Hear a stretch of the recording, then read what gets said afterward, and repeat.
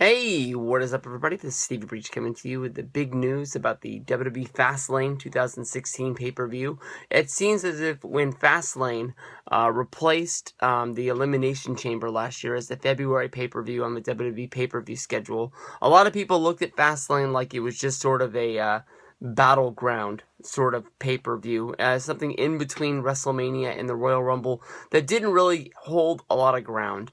There was no real big match to set up who was going to fight who at WrestleMania, like in the past where you would have 6 competitors and almost anybody had a chance to go on to WrestleMania to fight for the championship. The Elimination Chamber was always a fan favorite match, and for it to be taken down and replaced was kind of a little bit of a losing battle for WWE.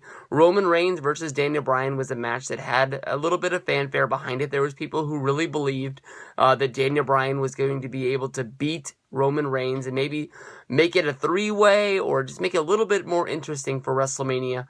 But I think by Fastlane last year, people were already starting to bail out on their WrestleMania 31 plans.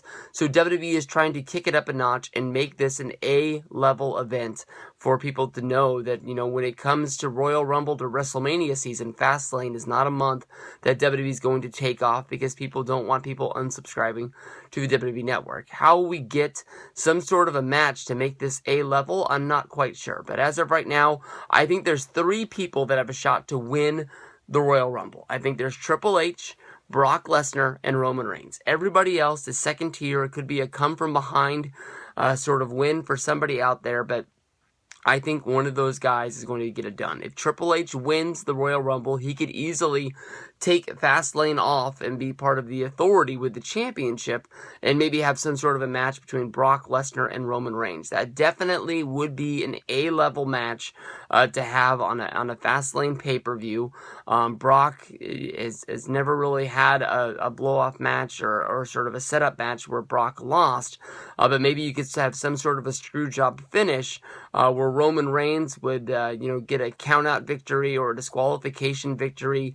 I'm not saying that it's going to be Undertaker going up against Brock Lesnar, but let's say Undertaker comes out, Brock Lesnar chases him off, and a beaten and laid out Roman Reigns gets the 10 count count out victory, and even though he's battered and bruised, he's going to WrestleMania and he's going to fight Triple H. Maybe even Triple H comes down and inflicts more battle wounds on him, like beating him down on the ground or something like that. But I don't know. With no chamber, you can't really do a battle royal because that's already the Royal Rumble. Maybe you bring back the scramble match. I'm not quite sure, but they got an uphill battle if they want to figure out some way to try to make Fastlane an A-list pay-per-view. But you find some sort of a big match like Brock Lesnar versus Roman Reigns, I think you can get it done.